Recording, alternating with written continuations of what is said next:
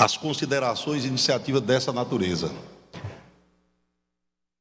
Eu digo muito que o momento que nós vivemos requer dos órgãos, poderes que formam a nossa sociedade uma interação com a sociedade.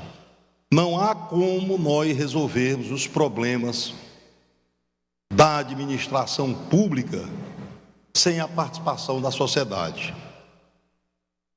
Os órgãos precisam eles mesmos passarem por profundas reformas. Porque como pode um órgão propor alguma reforma se ele mesmo é obsoleto, se ele mesmo é fora do tempo? Seria uma espécie assim de cobrança de quem não faz o dever de casa. Então o melhor modelo só vai acontecer se o próprio órgão que se propõe a fazer fizer o seu papel. Foi assim que a nossa Associação de Tribunais de Contas do Brasil, a Tricom, criou um grande fórum de debates para integrar o sistema de controle externo. E isso passou, obviamente, por grandes desafios, por qualificação dos tribunais de contas, cada servidor do tribunal, os seus membros, abrindo-se para um processo de qualificação. E o Tribunal de Contas, através da Tricom, criou o QATC, que é a Qualidade e Agilidade dos Tribunais de Contas do Brasil. Qual era o objetivo desse QATC? Tirar o retrato da situação de atuação dos tribunais. Num primeiro momento, se vislumbrou aferição em diversos índices e critérios para saber até que ponto o sistema de controle externo estava cumprindo o seu dever. O que aconteceu? Uns tribunais apresentavam boas práticas de controle da gestão pública e essas boas práticas eram automaticamente copiadas pelos demais. Evoluiu o Tribunal de Contas e criou o MMD, o Marco de Medição de Desempenho. Aí, 499 itens passou a ser exigência no âmbito de cada tribunal. E cada um se permitiu ser auditado por outros tribunais. Ou seja, é aquela velha máxima: o tribunal fiscaliza os gestores. E quem fiscaliza os tribunais? Então esse trabalho, ainda que um trabalho de alta avaliação, ele foi muito audacioso. Nós não temos o controle, assim como tem o Judiciário, Conselho Nacional de Justiça, como tem o Ministério Público, o Conselho Nacional do Ministério Público. Nós criamos essa avaliação via Tricom. E o que é que acontece? Nenhum tribunal quer ser o patinho feio, quer ser aquele que enxerga com um nível de desempenho muito melhor do que o seu. Isso possibilitou que os tribunais se equiparassem em termos de qualidade. Promoex é um programa de modernização do controle externo. Esse programa foi financiado pelo Banco Mundial. O Banco Mundial, para acreditar nos recursos que ia despender para os órgãos públicos, primeiro exigiu que o órgão de controle fizesse o acompanhamento da aplicação dos referidos recursos. Então isso prova o conceito que o órgão de controle vem alcançando junto aos organismos, inclusive internacionais, como é o caso do Banco Mundial. E isso terminou sendo pouco ainda na avaliação do sistema de controle externo. Esse desafio não parou. O tribunal fez um entendimento com a USP, conceituada a Universidade do Brasil, uma das melhores do mundo, através de sua fundação, Fundação Vanzolini, para auxiliar o tribunal na avaliação do MMD, o Marco de Medição e Desenvolvimento. Ou seja, a Fundação Vanzolini foi quem fez a medição do trabalho que faz o tribunal para poder certificar com selo ISO. Então, nós começamos a entrar numa era de quê? De parceria com a USP, selo ISO, Banco Mundial, é outra experiência que eu contei. E aqui no âmbito do Tribunal de Contas, nós estamos aqui numa parceria com relação a essa questão da política de educação infantil, primeira infância, com a Unicef. E o desafio está posto, onde o Estado do Piauí vai ser laboratório nesta política de educação da primeira infância, com o acompanhamento e ateste do Unicef. Feitas essas considerações, eu chego ao âmbito das políticas públicas. Ao longo do tempo, o sistema de controle externo, no meu modesto entendimento, perdia muito tempo avaliando os atos já praticados pelos gestores. E isso funcionava de uma forma a atestar os recursos que ou foram mal aplicados ou foram desviados.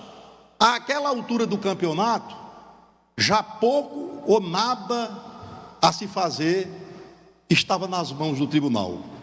Quando o tribunal, ao longo de um trabalho de campo, de auditagem, consegue perceber desvio de recursos, má aplicação de recursos, o passo seguinte, encaminhamento para o Ministério Público, promoção das ações de probidade, crime contra a administração pública, e os recursos efetivamente desviados ou mal aplicados vão passar por uma busca de reintegração ao erário.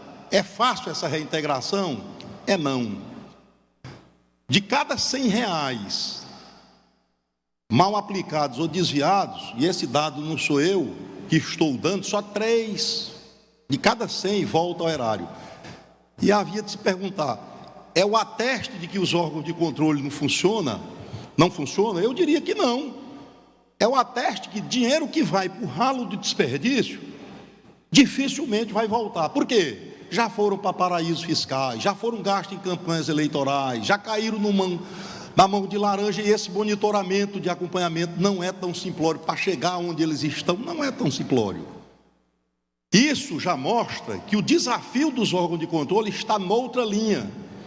Está na linha de fazer o acompanhamento concomitante, para e passo, para as falhas não acontecerem, para orientar os gestores. E a regra não é o gestor desonesto, a regra é que administrar não é fácil. Então, o tribunal tem que ser parceiro do gestor, orientando como aplicar, enxergando os programas que estão no âmbito do município, e nessa avaliação e corrigindo os rumos. Mas está muito em voga uma atividade que achincalha as pessoas, destrói a honra das pessoas, é a chamada criminalização da política. Isso não serve para ninguém. Criminalizar a política é criminalizar o que se tem de mais nobre. A política é quem transforma qualquer realidade social. Partir do princípio que onde tem política tem sujeira é um terrível engano, é um desserviço à sociedade. É através da política que nós mudamos a sociedade. E a política não é diferente de nenhuma atividade. Se eu chego na igreja, tem gente boa e gente ruim. Se eu chego na medicina, tem gente boa e gente ruim. Se eu chego na advocacia, tem gente ruim e gente boa. Se eu chego no mundo empresarial, do mesmo jeito. E na política não é diferente. Mas é mais fácil para alguns setores criar um rótulo. O que não presta é a política, é a criminalização da política. Isso não interessa a ninguém. Isso destrói a possibilidade que a população tem de acreditar em políticas públicas eficientes que podem perfeitamente resolver seus problemas. Então é aí onde o tribunal tem que ser hoje um grande interlocutor, onde tem que ser um agente que acompanha e exige do gestor a apresentação de uma política pública nas mais diversas áreas, para que o tribunal possa ajudá-los a implantá-las, corrigir os rumos e, consequentemente, apresentar os resultados que a sociedade está a esperar. Quando eu olho por essa lógica, eu vou enxergar que a palavra responsabilidade, ela está muito em voga na administração pública. Responsabilidade fiscal, responsabilidade social, responsabilidade ambiental, responsabilidade urbana, a questão da mobilidade urbana, responsabilidade educacional, políticas de educação, responsabilidade na política da saúde, idem. E não poderia deixar responsabilidade previdenciária, que é o tema que nós vamos dar mais ênfase ao longo desta palestra. É de bom alvite os gestores fazer uma avaliação das deficiências municipais dos seus municípios. Por exemplo, na área do meio ambiente, nós temos uma realidade onde municípios têm lixo exposto, lixões que contaminam o lençol freático. Contaminar o lençol freático significa contaminar a saúde de cada um dos munícipes. Do ponto de vista zelo com a casa comum,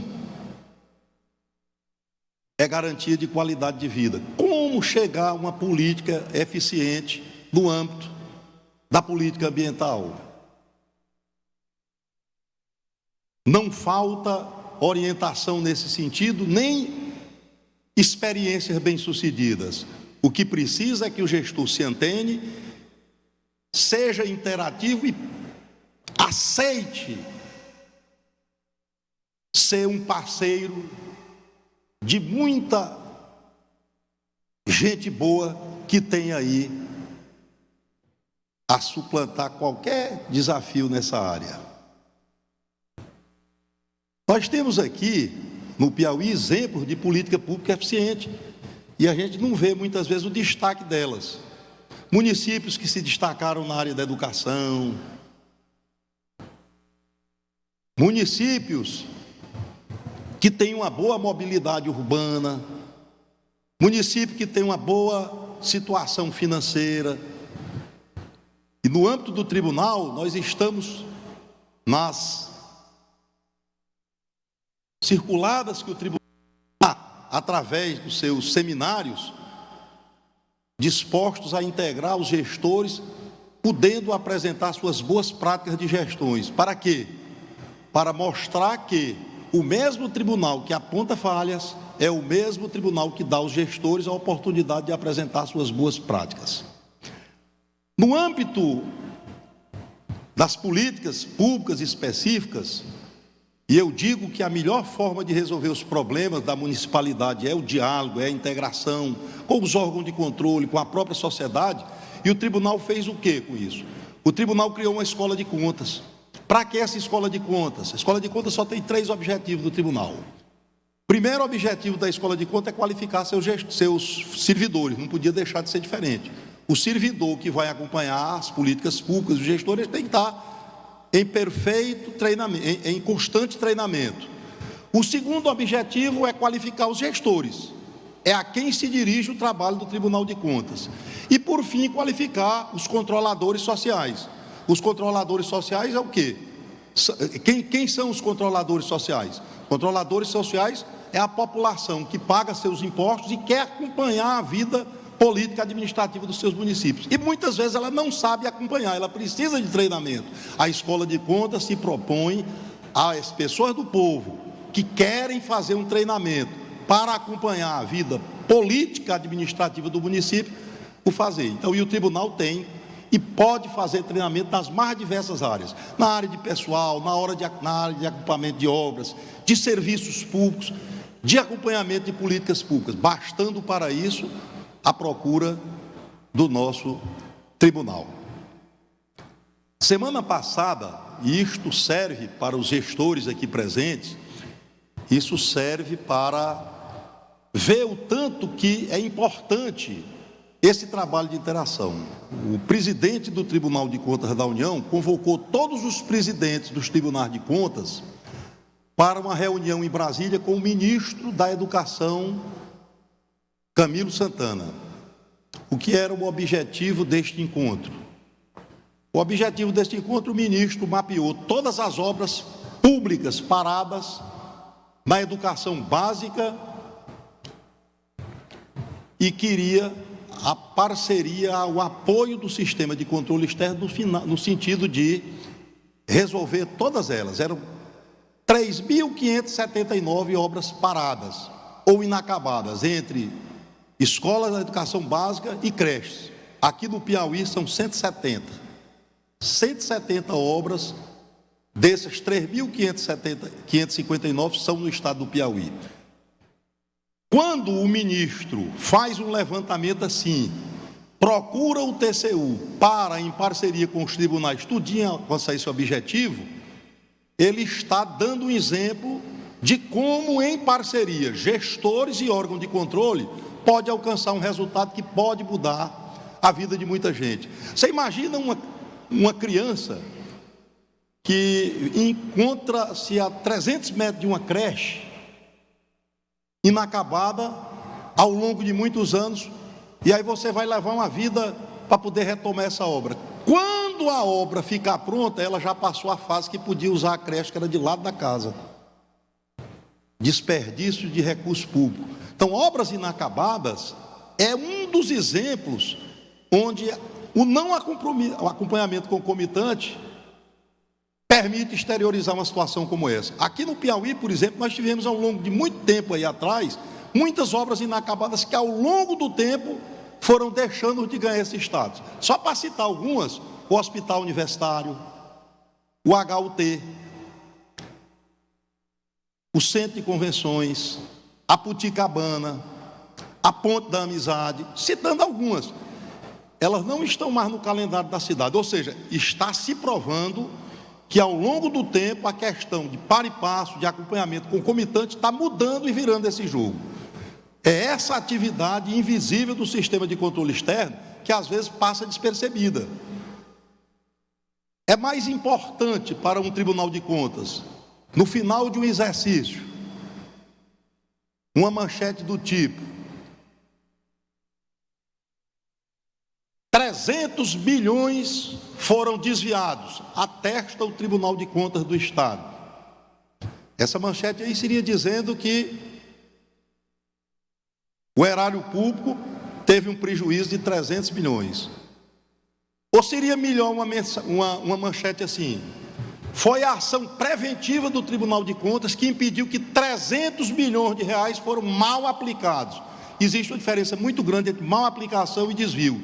Às vezes o gestor causa um dano ao erário sem nenhuma intenção de causar. A aplicação dos recursos em si não é uma coisa simples. Construir uma escola, eu posso aplicar o recurso da construção de uma escola, a escola está totalmente justificada o gasto, construção de qualidade, mas ela foi construída no local que não tem aluno. Está correta essa aplicação dos recursos? Então, quer dizer, a aplicação do recurso, ele tem o desvio e tem a forma que, embora não seja o desvio, configura uma má aplicação. Então é nessa linha que o tribunal está acreditando que pode ser um parceiro do gestor, auxiliando com relação ao acompanhamento das políticas públicas. Aqui em Teresina, e eu digo isso, não estou aqui malhando qualquer gestão, nós temos um problema hoje que é um desafio: transporte coletivo. Alguém duvida que Teresina hoje tem um problema de transporte coletivo sério? Ninguém duvida. O que é que o Tribunal de Contas fez? Em janeiro, quando tomei posse da presidência do tribunal, autorizei fazer uma auditoria. Qual era o objetivo dessa auditoria? Conhecer o problema. Mapeou desde 2014 até o dia de hoje. E nessa auditoria, nós descobrimos coisas maravilhosas. Por exemplo, o investimento que foi feito no sistema de transporte coletivo é grande e bem feito. Corredores, paradas de ônibus, é o que precisa para funcionar. O que é que está dando errado do serviço público de transporte coletivo Teresina? a hora de ofertar o serviço dos ônibus. Por quê? A realidade do Uber, que é de grande valia para a sociedade, quem não é usuário do Uber? Ainda que uns de forma mais acentuada, menos acentuada, mas todos são usuários do Uber aqui ou em outra cidade. Então o Uber, à medida que ele tem esse serviço, ele tira o usuário do sistema de transporte coletivo de Teresina. Eu estou condenando o Uber? Não, eu estou valorizando. O Uber gera emprego, gera serviço e é bom. Motocicleta é um transporte barato, eficiente. Quantos servidores, quantos funcionários, quantas pessoas da população era usuário do sistema de transporte coletivo e com a motocicleta passou a não mais ser? São muitos. Então, o uso do transporte coletivo passa por uma situação chamada usuário. Se o número de usuários diminui a receita, consequentemente, o município tem que discutir se é o caso de ele mesmo subsidiar para funcionar bem. O empresário que vai fazer o investimento nessa área tem que comprar ônibus, tem que manuter os carros, pneus, combustível, uso e vida útil do veículo, tudo isso tem que ser levado em consideração, manutenção dos mesmos, a dívida para com os funcionários trabalhistas, a unificação de linhas, a integração do sistema. Uma pessoa que gastava 3 passagens vai com uma só, diminui a bilhetagem. Qual é a forma de resolver? Então, a ação do Tribunal de Contas foi em que linha? Tirar o retrato do problema, conversar com as partes integrantes dela, encontrar a solução para o problema, com a autoridade do tribunal assinar um termo de ajuste de gestão e botar o sistema para funcionar. Nós vamos conseguir? Seguramente, no mínimo vamos melhorar muito. Nós estamos agora na 3ª etapa, fizemos auditoria, os gestores já se pronunciaram sobre os achados do Tribunal de Contas e vamos fazer agora, no dia 23 de junho, uma audiência pública para dela gerar um termo de ajuste de gestão. Feitas essas considerações, eu agora quero entrar no tema de forma mais abrangente, que foi escolhido para ser aqui objeto da palestra. Previdência pública, que no meu entendimento é hoje um dos grandes desafios da administração pública. Eu me refiro aos regimes próprios de previdência. O estado do Piauí tem 224 municípios. Dos 224 municípios, tinha 69 municípios com regime próprio. Nossa Senhora de Nazaré está retroagindo ao sistema nacional, ficam 68. Por que essa questão é preocupante da previdência social? Eu vou explicar. Nós lembramos bem, começando pelo sistema previdenciário nacional, nós lembramos bem que quem contribuía para a previdência, e o sistema de previdência ele é contributivo, ou seja, se não tem contribuição, como é que pode ter a formação do fundo e dos recursos para pagar os benefícios no futuro? Não vai alcançar. Então, o sistema, para ser eficiente, passa da ideia de que ele tem que ser contributivo. Num determinado momento, década de 80, início da década de 90, se chegou à conclusão que os recursos que estavam captados do fundo de previdência, e isso eu estou me referindo inclusive ao nacional, não eram suficientes para arcar com os problemas decorrentes das aposentadorias, das pensões. Quase o mundo vem abaixo quando se encontrou uma saída. Qual foi a saída? Mesmo depois de aposentado, o aposentado vai contribuir para a Previdência. O que, diga-se de passagem, é incongruência. Eu contribuo para um fim. Chegou o dia de eu ser beneficiado. O dia de eu ser beneficiado é o dia que eu mais vou precisar de recursos. Eu já vou estar idoso, vou precisar de mais medicamento, vou gastar mais com saúde e eu vou continuar pagando para uma contribuição que eu deveria agora estar apenas recebendo os seus benefícios. Mas por que foi tomada essa decisão? Criou-se uma contribuição que se chamou contribuição solidária. Foi o nome encontrado para justificar que, se não houvesse aquela contribuição, o sistema de previdência nacional ia quebrar. E por que ia quebrar? Ia quebrar porque os recursos que estavam no fundo não iam pagar o número de aposentados ou pensionistas. A população chiou, foi-se para frente. Você vê o tanto que previdência é um problema grave. Quando foi em 98, se chegou de novo à conclusão: os recursos do fundo de previdência não cobrem os seus rombos. Mais uma reforma. Qual foi a reforma agora? Não pode haver aposentadoria por tempo de serviço, tem que ser por tempo de contribuição. Claro, ele é contributivo. Por que ele era contributivo? Porque muitas das gestões não faziam o aporte dos recursos para os fundos. E o fundo gastava com os aposentados. Ou seja, bastava se provar naquele momento a prestação do serviço e não a comprovação de que recolheu o benefício. Emenda 20. Sistema agora exige que seja não por tempo de serviço, é por tempo de contribuição. Veio a emenda 41, 2003. Eu acho que foi bem pouquinho tempo, 98 para 2003. Quando chega em 2003, uma nova leva de medidas foram tomadas, acabando para quem chegou até 2003, integralidade. Então, a partir dali, você passaria a não ter os aumentos que o servidor da ativa vai ter. A partir dali, você,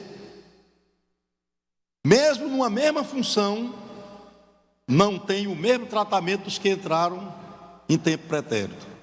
Tudo no sentido de salvar a Previdência. Eu dei esses exemplos assim a nível nacional para ver o tanto que a situação é difícil. Isso eu estou falando da União. Aí nós vamos lembrar dos nossos municípios. Vocês lembram que no ano de 88, antes da Constituição de 88, os municípios, quando queriam assinar uma carteira, necessariamente não fazia a contribuição. Quando foi no ano de 92, foi que o INSS fez. Olha aí o levantamento das carteiras assinadas, porque elas estão entrando aqui como requisição para aposentadoria, para ver de cada município. Os municípios passaram a sentir na pele ali a gravidade do problema. Porque o INSS passou a fazer um parcelamento para aqueles que se pudesse fazer, fazia em 180 meses e 220 meses, de todas as dívidas que ficaram ao longo do tempo com Previdência. Você tem uma ideia da gravidade disso? Em regra, os municípios que queriam ficar em dia com Fundo de Garantia, o PASEP e o INSS, pagava 13% de sua receita bruta com o fundo de participação que já vinha descontado. Quer dizer, para você ficar em condições de captação de recursos com o governo federal, tinha que ter essa declaração de regularidade previdenciária. E se assim não fizesse, não captava recurso nenhum externo. Ou seja, assinaria nenhum convênio com o governo federal. Então aí os municípios começaram a enxergar a gravidade do problema. Mas aí os municípios, nessa hora, passaram a encontrar uma forma que servia como atalho. E se eu criar meu regime próprio? Aí eu chamo de efeito Dolantina. Você diz assim: eu crio o efeito próprio. Nesse primeiro momento eu sonego a contribuição patronal, eu recolho do servidor e não repasso para o fundo. E qual é a minha defesa? Porque eu estou contribuindo com o parcelamento anterior e é mais ou menos esses recursos. Ora, aquela dívida ali está feita e o município é impessoal. Se for outras gestões que fizeram, quem arca é o município. Então eu não vou ter, eu não teria o direito de fazer essa opção. Mas os gestores, acreditando que tinham esse argumento, Basta ver quanto é que eu estou dando,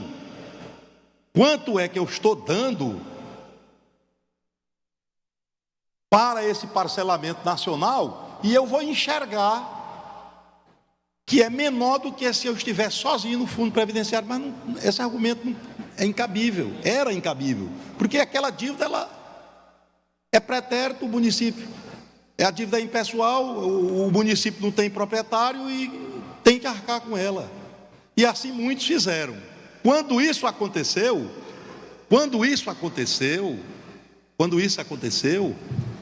os municípios criaram uma nova dívida, quitavam uma, ou seja, quando chegou com 180 meses, com 190 meses, os quitaram uma, mas aí só que aí tinha um fundo próprio com deficiência.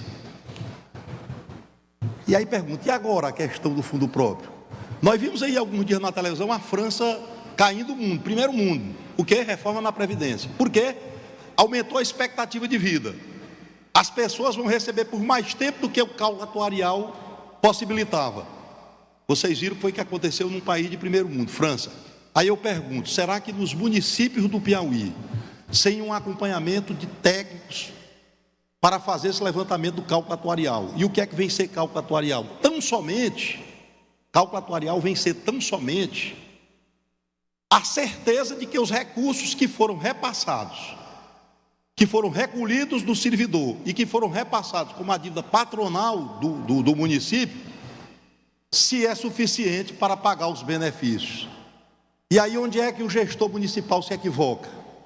O gestor municipal se equivoca quando ele começa com um fundo com muito recurso e sem nenhum beneficiado. Aí ele diz, é dinheiro muito recurso, só que não tem beneficiado. Com o passar do tempo, os contribuintes são os mesmos e os beneficiados só aumentam. Nessa hora aí, vai cobrir? Dito isso, meus amigos, e para já encaminhando aqui para o encerramento, eu dou aqui um conselho aos gestores. Por melhor que seja sua boa vontade, por mais convicção que você tenha da viabilidade deste seu fundo de previdência próprio, por mais certeza que você tem que você é correto, todo o recurso que você recolhe do servidor e do débito patronal e você repassa, ainda assim, ouse conversar com a Previdência a possibilidade de devolvê-lo para a Previdência Nacional. Na minha opinião, estes fundos são verdadeiras bombas de efeito retardado. Não vejo viabilidade, ainda que eles estejam bem geridos, com a melhor das intenções. Eu pergunto, e se chega um gestor que não tem o mesmo zelo e passa a não contribuir? Como vai ficar? Eu encerro dizendo mais, dizendo que se eu fosse um deputado federal ou um senador da República, eu pegaria carona numa emenda que foi aprovada em 2019, que proíbe a criação de novos fundos previdenciários. Vamos ser bem inteligentes. No momento que uma legislação proíbe criar novos fundos, o que é que ela está dizendo? Está dizendo que eles são inviáveis. No momento que eu digo que está proibido criar novos fundos, eu estou atestando que esses fundos são inviáveis. Ora, se eles são inviáveis, por que não ousar mais e discutir uma forma da União retomá-los? Como seria a forma?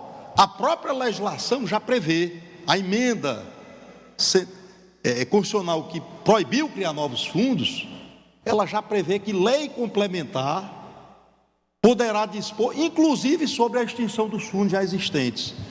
É onde eu entro, aqui eu não estou agindo como dono da verdade, não. Eu estou trazendo uma contribuição para o que nós estamos discutindo. Se eu fosse um senador, um deputado federal, eu apresentaria um projeto de lei complementar, pegando carona na emenda constitucional, propondo a extinção dos fundos de previdência. Como ficaria essa dívida dos municípios para com a Previdência? Muito simples, o município devolve seus recursos que tem no fundo, o governo federal, que no INSS tem técnicos extremamente competente, faz um levantamento de quanto é esta dívida do cálculo atuarial e faz um parcelamento para o município passar ao longo do tempo. Daqui para frente, o município vai pegar as contribuições atuais, vai passar para o regime nacional, e esse parcelamento que ele vai fazer numa posição bem cômoda, em 200, 300 meses, e um dia acaba essa discussão. Então, é nessa linha que eu encerro aqui minhas palavras, parabenizando mais uma vez, doutor Jesus, o grupo que Vossa Excelência tão bem dirige, por possibilitar um fórum de debate dessa natureza e colocando-me à disposição e colocando o Tribunal de Contas do Estado à disposição para, de maneira madura, com os gestores que porventura, com a sociedade civil organizada que porventura quiser assim, se aprofundar mais na discussão do tema. Ele é um tema difícil, polêmico, mas aqui me prontificando para que possamos assim juntos encontrar a solução e construir uma agenda de política pública eficiente, que é o que o Piauí está precisando. O tema hoje na administração pública é autossustentabilidade. Foi-se o tempo que vem dinheiro a fundo perdido, que dinheiro vem gratuitamente, não existe, é autossustentabilidade. É assim responsabilidade fiscal, previdenciária, ambiental, educacional, de saúde e tudo. É assim que eu encerro minhas palavras e colocando à disposição de todos. Muito obrigado.